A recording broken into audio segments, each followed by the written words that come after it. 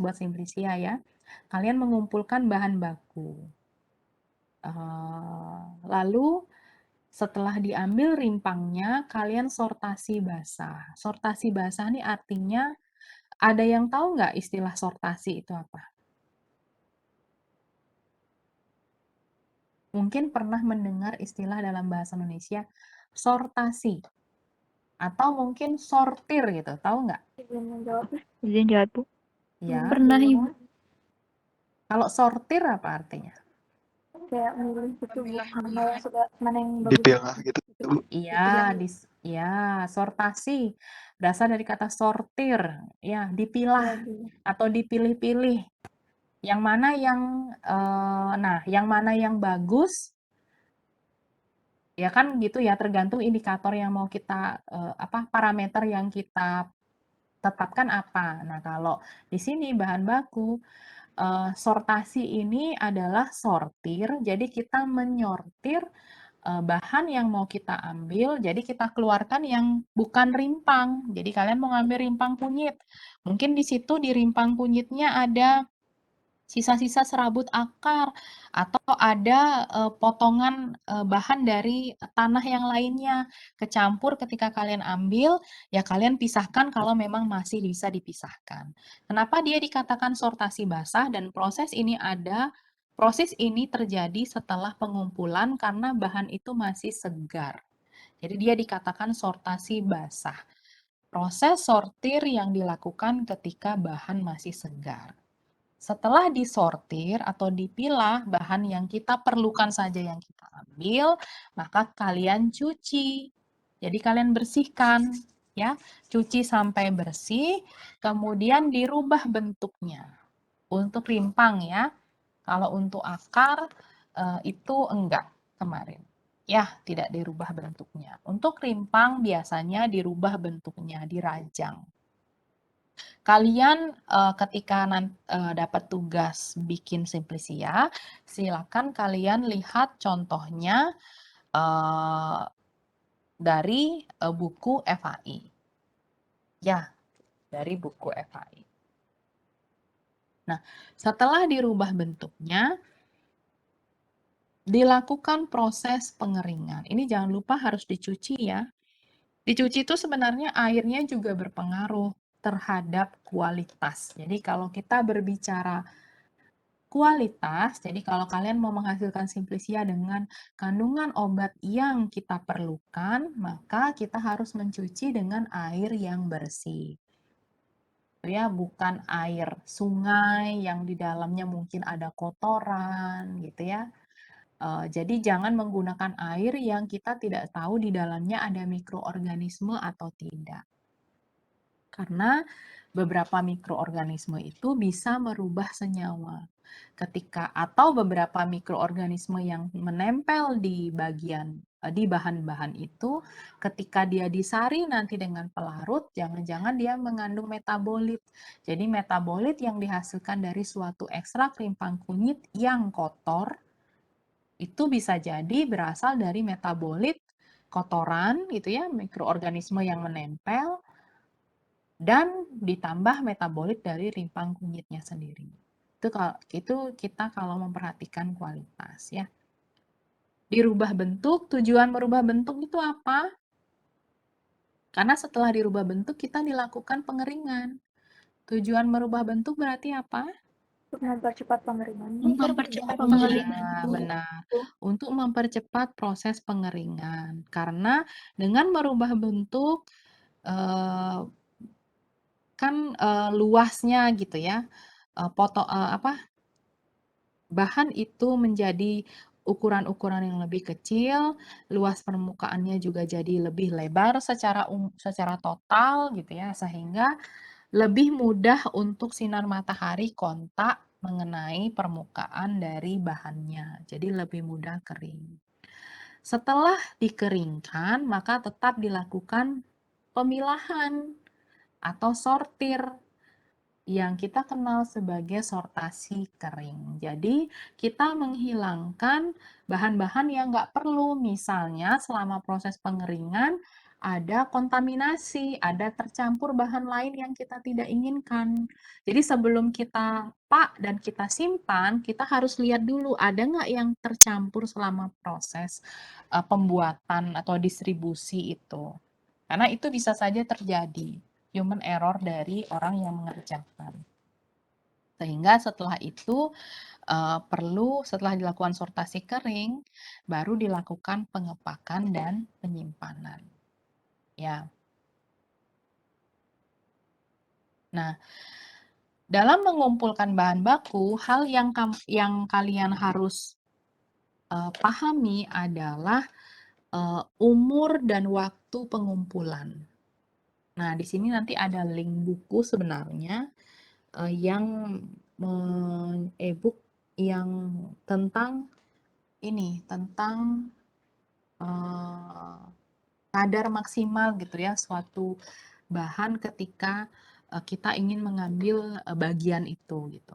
Nah, di sini kebetulan yang saya kutip adalah hasil penelitian kakak kelas kalian yang mengatakan bahwa waktu pengumpulan pemanenan yang tepat untuk mendapatkan kadar senyawa bioaktif dari buah sawo ya, buah sawo itu adalah 2 bulan. Karena pada saat umur 2 bulan dari si buah, itu fenoliknya tinggi. Senyawa bioaktif ya. Nah, setelah itu fenoliknya akan berangsur-angsur berubah menjadi senyawa polisakarida. Sehingga pada saat matang itu kadar fenolitnya rendah. Kadar gulanya ada banyak. Itu ya. Ketika dia mentah, kadar fenoliknya tinggi, kadar gulanya rendah. Jadi 2 bulan ini masih mentah sebenarnya. Itu sudah hasil penelitian dari kakak kelasnya kemarin. Jadi umur dan waktu pengumpulan itu menjadi hal yang penting kapan kita harus memanen atau mengambil bagian tanaman itu. Lalu bagiannya yang mana yang mesti kita ambil, bagaimana cara mengambil, itu tentang teknik pengumpulan.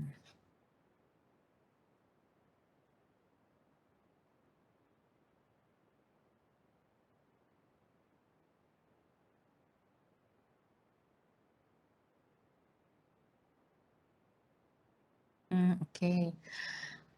Terima kasih pertanyaannya Dewi. Apakah perlu mengupas kulitnya? Tidak, karena ketika kita bukan menguliti ya, kulitnya tuh nggak dikupas deh. Jadi kamu bersihkan dengan cara mencuci saja di bawah air mengalir ya. Jadi di bawah air mengalir, air bersih, air pump gitu ya. Di bawah air mengalir, cuci dia sampai kotoran-kotorannya hilang, tapi tidak perlu mengupas kulitnya. Setelah itu baru dirajang. Ya, pertanyaannya Dewi. Oke.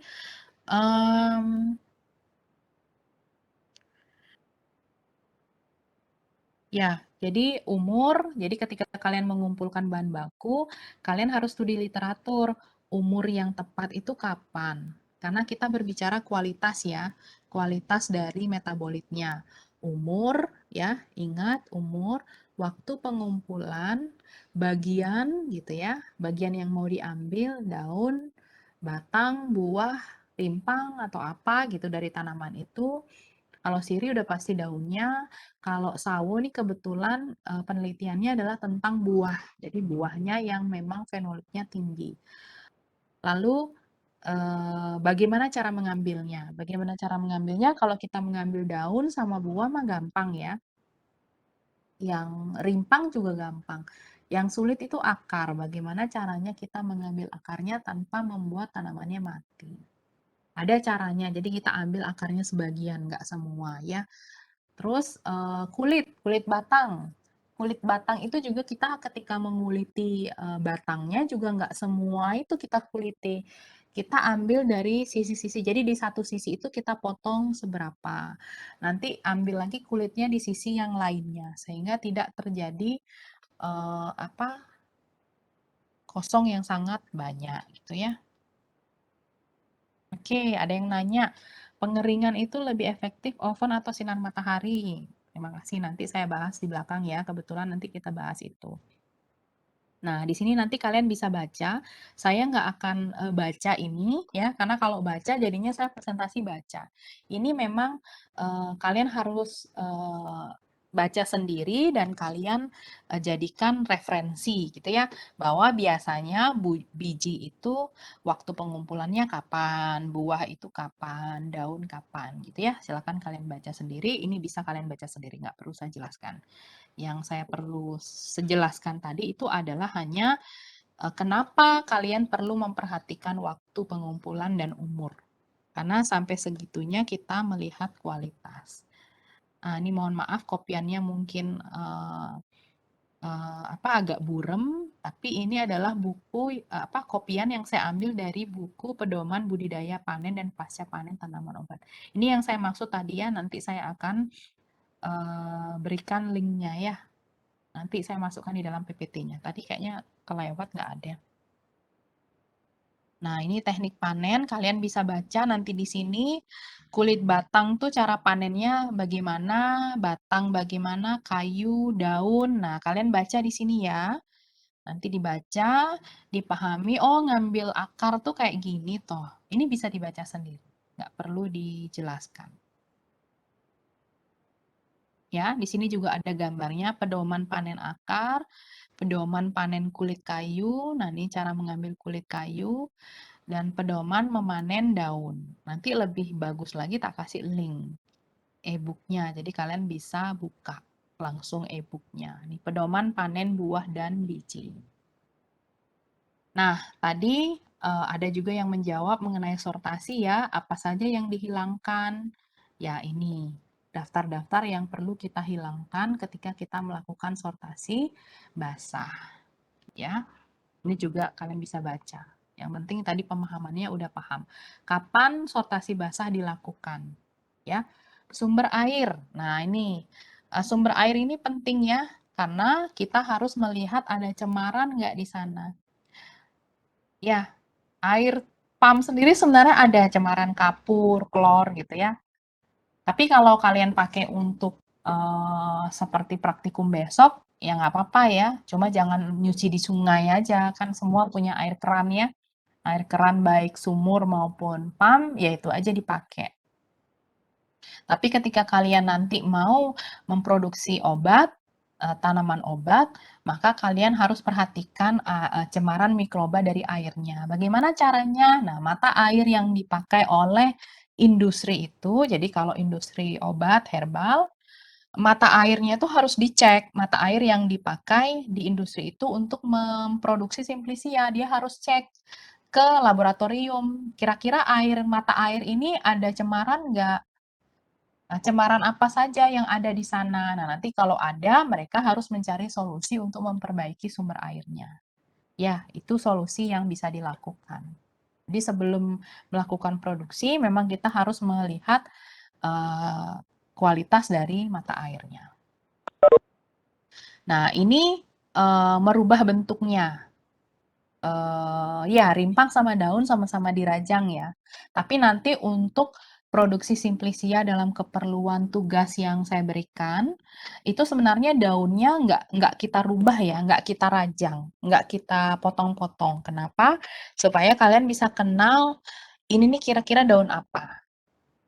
Tapi kalau kering kan agak susah ya diamatin. Nah, biasanya kita menambahnya referensinya dengan mencium aromanya dan merasakan. Kalau kalian yakin dengan daun itu bersih, kalian boleh kok gigit. Ya, makanya saya suruh kalian mencari bahan-bahan itu agar kalian bisa pegang, bisa cium aromanya gitu ya. Lalu buah itu dikupas itu termasuk perubahan bentuk. Jagung itu istilahnya dipripil, biji sama kayu dipecah, kayu juga bisa diserut ya, makanya beberapa kayu itu kita nanti dapatnya bahannya diserut seperti kayu secang itu diserut. Lalu pemotongan akar dan batang itu dengan dipotong. Nah, pengeringan. Ya, tujuan kita mengeringkan, nanti kalian bisa baca di sini ya. Yang pasti kita menginginkan karena bahan itu kan kita mau simpan, ya. Dan kita tahu bahan alam itu mudah menyerap kelembapan. Sesuatu yang disimpan dalam keadaan lembab, apalagi dia sendiri mudah menyerap kelembapan udara yang ada di sekitarnya, maka lama-kelamaan dia tidak akan awet, gitu ya. Lama-kelamaan dia akan rusak karena ditumbuhi jamur, gitu ya, ditumbuhi mikroorganisme lainnya. Jadi tujuan pengeringan itu untuk mencegah dia rusak agar simplicianya awet bisa digunakan. Selain itu juga untuk menghentikan reaksi enzimatis karena air yang ada di dalamnya itu bisa menguraikan senyawa yang ada di dalamnya sehingga mutu dari simplicianya menurun akibat kadar senyawanya menurun. Ya, kenapa kita harus mengeringkan? Karena kalau lembab itu menjadi media pertumbuhan. Lalu, nah tadi ada yang bertanya, pengeringannya sebaiknya sinar matahari langsung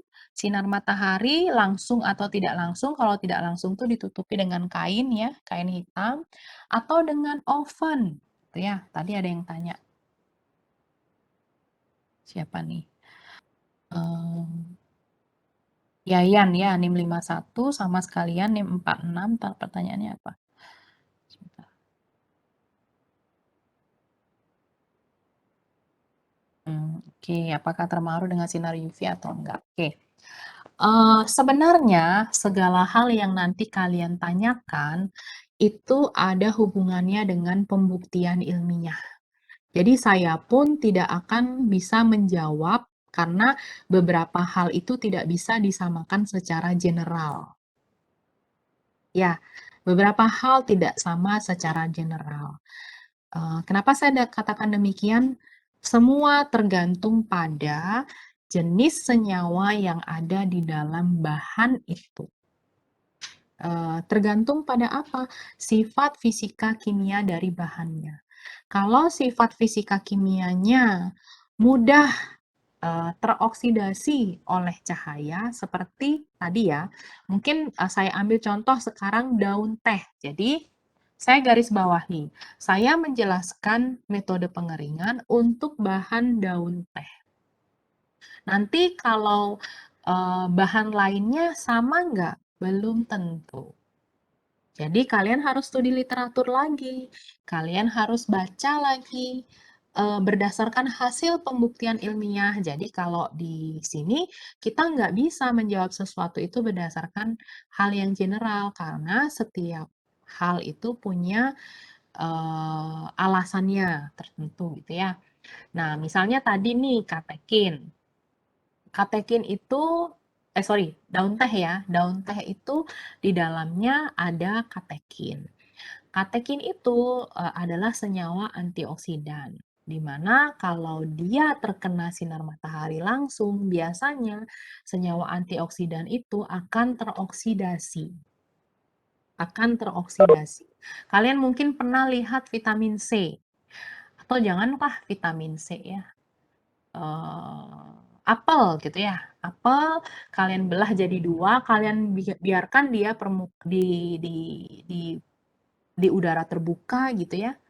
Di udara terbuka tanpa kena sinar matahari aja dia berubah menjadi coklat karena dia sudah teroksidasi. Berarti kalau dia sudah teroksidasi, beberapa senyawa yang ada di permukaan bahannya itu mungkin sudah rusak. Yang di dalamnya itu enggak. Ya, karena kalau kita motong apel belah jadi dua kan ada bagian yang tidak rusak. Pasti bagian yang rusak hanya yang bagian permukaannya. Kecuali kita potong atau rajang dia menjadi ukuran kecil-kecil, ya semuanya akan rusak kan gitu karena semuanya kena udara. Ya, daun teh kalau dibiarkan di udara terbuka, kena sinar matahari langsung, dan kena panas matahari, dia bisa mudah teroksidasi. Sehingga senyawanya tadi bisa berubah. Nah, kemudian daun teh pun juga ternyata si katekin itu bisa teroksidasi atau berubah senyawanya menjadi teaflavin dan tearubikin itu karena ada enzim. Nah, kalian masih ingat nggak? Tujuan pengeringan adalah mengurangi kadar air dan menghentikan reaksi enzimatis.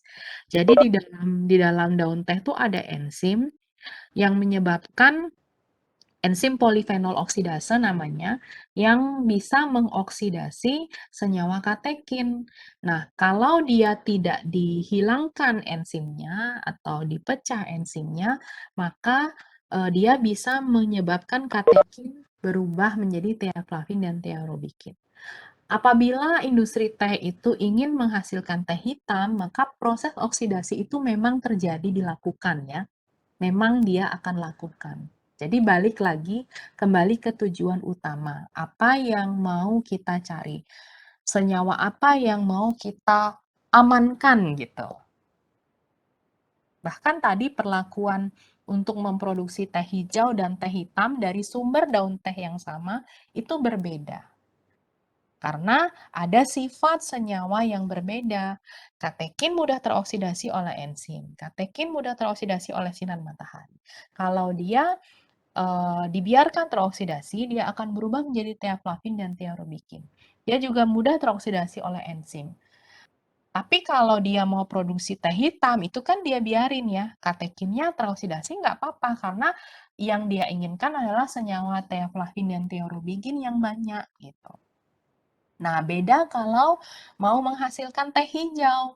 Kalau menghasilkan teh hijau, jangan sampai ada teaflavin dan tearobikin. Kalau bisa, kadar paling tinggi itu adalah senyawa katekin. Jadi, proses pengeringannya pun harus hati-hati, nggak boleh kena sinar matahari langsung.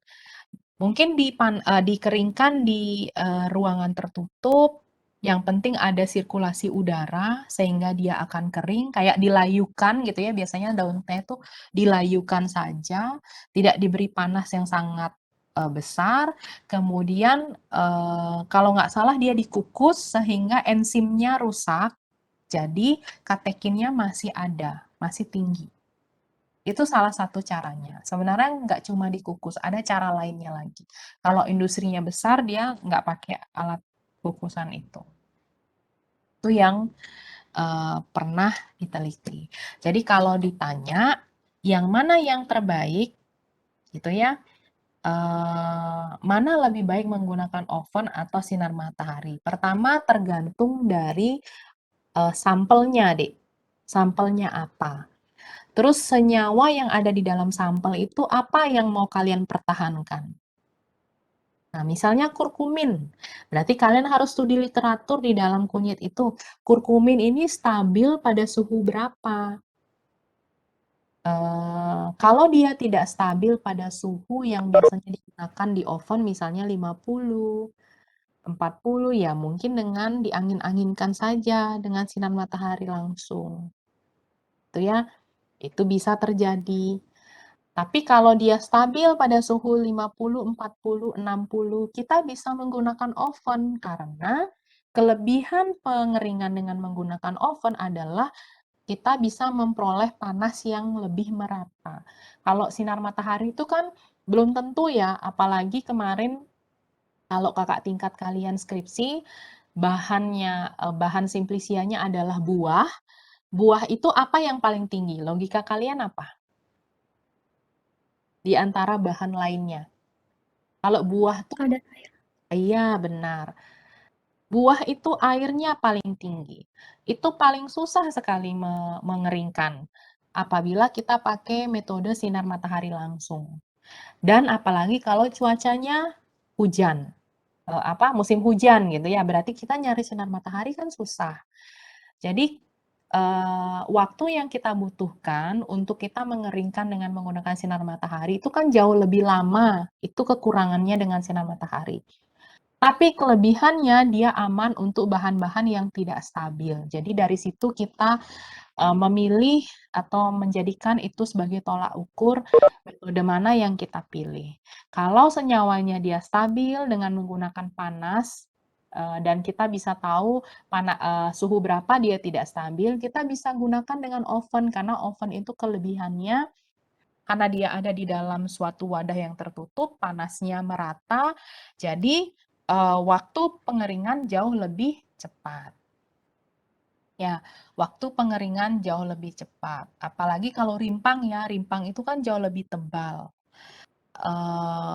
Itu lumayan, sebenarnya mengeringkan rimpang di sinar matahari itu gampang. Tapi dengan oven dia akan jauh lebih cepat, gitu. Nah, kalau buah tadi yang saya bilang airnya banyak, dulu pernah angkatan 2010 kayaknya. Waktu itu sampelnya buah mahkota dewa, di mana semua buah ya, jenis apapun itu airnya tinggi memang. Jadi pada saat itu ketika musim hujan, beberapa sampel yang diambil itu akhirnya malah jamuran. Karena saking lamanya dia perlu. Tapi dia suhunya juga nggak stabil gitu. Jadi problemnya di sana. Nah, apakah dia terpengaruh dengan sinar UV? Nah, itu balik lagi juga ke senyawanya. Tapi saya jarang sih menemukan informasi dia, tapi ini sepengetahuan saya ya, siapa tahu dari kalian ada yang membaca senyawa yang memang terpengaruh dengan sinar UV. Untuk saat ini sih saya belum pernah membaca. Saya lebih prefer untuk mengatakan itu ya, daripada nanti saya bilang nggak ada, terus ternyata ada. Belum pernah membaca, tapi yang pasti biasanya kita, alasan kita memilih metode pengeringan itu pertama dari senyawa, karena kita kan mau menjaga kualitas obatnya. Kalian mau mengambil senyawa apa di situ? Tadi saya kasih contoh teh itu katekinnya bermanfaat, theaflavinnya bermanfaat. Nah, mau ngambil yang mana dari sana? Nah, jadi metode pengeringannya tergantung pada yang mana yang mau kita ambil dan kita jaga. Gitu. Karena di dalam suatu bahan itu nggak cuma ada satu senyawa, ada banyak senyawa, dan setiap senyawa itu kalau sudah ada pembuktian ilmiahnya, manfaatnya, ya berarti nanti cara memperoleh senyawa itu akan jadi berbeda-beda. Ya, tergantung pada sifat fisika kimianya. Itu yang menarik mengerjakan bahan alam ya. Makanya, saya garis bawahi lagi, obat tradisional, kan banyak orang atau masyarakat mengatakan obat tradisional itu safe ya, aman. Padahal sebenarnya enggak. Kalau penyakitnya sudah jelas, seperti misalnya diabetes gitu. Diabetes itu perlu diturunkan gula darahnya. Kalau kalian pakai obat tradisional, kenapa sih dia dikatakan aman? Karena obat tradisional itu seperti tadi saya bilang, nggak hanya ada satu senyawa, dia ada lebih dari satu senyawa. Dalam 1 gram ekstrak yang dipakai dalam obat tradisional, berarti kan di situ ada banyak komponen, A, B, C, D, E, banyak lah, lebih dari 10 bahkan. Jadi, semua komponen itu berebutan untuk mencapai reseptornya, reseptor tempat sakitnya, sehingga lama prosesnya untuk bisa menghasilkan gula darah yang rendah. Itu kekurangan dari obat tradisional. Kalau sudah pasti penyakitnya adalah misalnya diabetes, harus turun gula darahnya. Jangan pakai obat tradisional, apalagi kalau kadar gula darahnya tinggi. Pakai obat kimia. Obat yang sudah diproduksi oleh industri farmasi. Karena itu sudah ada pembuktian ilmiahnya. Sudah jelas dia target reseptornya. Sudah tahu dia mekanisme kerjanya apa. Dan ketika ada orang sakit, tujuannya diobati itu adalah untuk memperpanjang harapan hidupnya dari orang itu. Itu tujuannya. Jadi kalau dia tidak diberi obat kimia, ya hanya obat herbal saja, jangan-jangan malah memperburuk harapan hidup kan gitu ya. Oke, saya lanjut ya, biar nggak tambah panjang. Udah jam 3. Nah, kalian masih ingat sortasi kering seperti apa? penyimpanan. Nah, di sini nanti kalian bisa baca sendiri wadah apa saja yang diperlukan. Nah, biasanya kita sangat memperhatikan warna wadah juga ya, apalagi bahan itu mudah teroksidasi. Biasanya kita pakai botol atau bahan dengan warna yang lebih gelap untuk melindungi bahan-bahan yang mudah teroksidasi. Jadi jangan pakai yang transparan. Tuh ya. Nah, ini menjadi PR kalian yang harus kalian baca ya. Kalian baca saat kalian belajar mandiri, apa yang harus kalian lakukan untuk mencapai kualitas tanaman obat yang optimal. Ya, pahami ini saat belajar mandiri. Wah, udah selesai ternyata. Oke, dari yang bertanya tadi, sudah cukupkah? Siapa ya? 46 sama 51. Dari saya sudah, Ibu. Terima kasih. Oke. Ada pertanyaan lagi? Karena saya sudah molor jauh sekali. Dari saya belum ada Ibu. Belum, ya. Mungkin sudah cukup. Dari saya belum ada, Bu. Ya, silakan. Siapa tadi?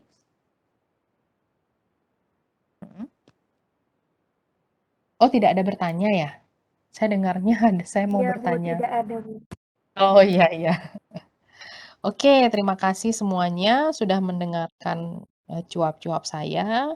Mudah-mudahan apa yang saya sampaikan tidak berlalu begitu saja ya.